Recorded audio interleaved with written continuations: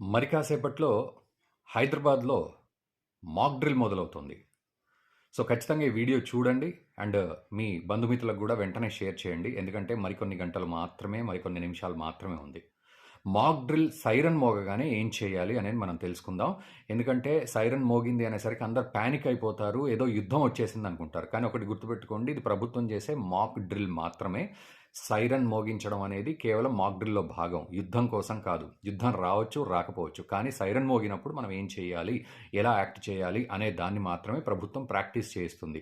దీనివల్ల ప్రజలకు అవగాహన కలుగుతుంది, ప్రభుత్వానికి కూడా ఒక క్లారిటీ వస్తుంది. సో మనం ఏం చేయగలం, ఎట్లా చేయగలం, మన డిఫెన్స్ సిస్టమ్స్ ఎట్లా ఉన్నాయి, మన మిగతా సిస్టమ్స్ అన్నీ కూడా ఎట్లా ఉన్నాయి, అటాక్ సిస్టమ్స్ కానీ కౌంటర్ అటాక్స్ కానీ ఇవి ఎలా ఉంటాయి అనేది వాళ్ళు కూడా చూసుకుంటారు. సో ముఖ్యంగా మనం ఏం చేయాలి, సైరన్ వినపడగానే ఫస్ట్ ఆఫ్ ఆల్ మనము ప్యానిక్ అవ్వద్దు. ప్యానిక్ అయ్యి ఏదో గుండెదడ తెచ్చుకోవడం, యుద్ధం వచ్చేసింది అనుకోవద్దు, ఏదో బాంబు మీద పడుతుందని అసలే అనుకోవద్దు.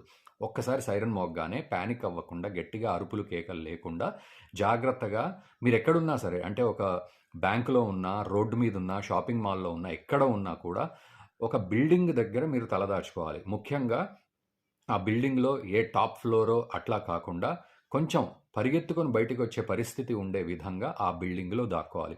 అది బ్యాంకు కావచ్చు, సూపర్ మార్కెట్ కావచ్చు, లేదా ఇంకేదైనా బిల్డింగ్ కావచ్చు. సో ఆ సైరన్ వినపడ్డంతసేపు అక్కడే ఉండిపోవాలి.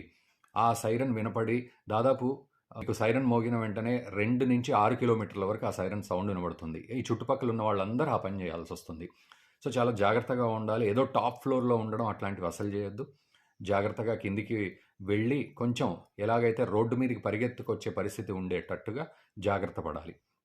ఇదంతా ఒక ఎత్తు అయితే, మళ్ళీ ఆ సైరన్ మోగిన తర్వాత, అంటే సెకండ్ టైం మోగిన తర్వాత ఎవరి పనులు వాళ్ళు చేసుకోవచ్చు. ఈరోజంటే వాలంటీర్స్ ఉంటారు, మనకు కాస్త ట్రైనింగ్ ఇస్తారు. కానీ ఒక్కో సందర్భంలో వాలంటీర్స్ లేకుండానే సైరన్ మోగుతుంది. అప్పుడు మనం ఇలాంటి పని చేయాలి.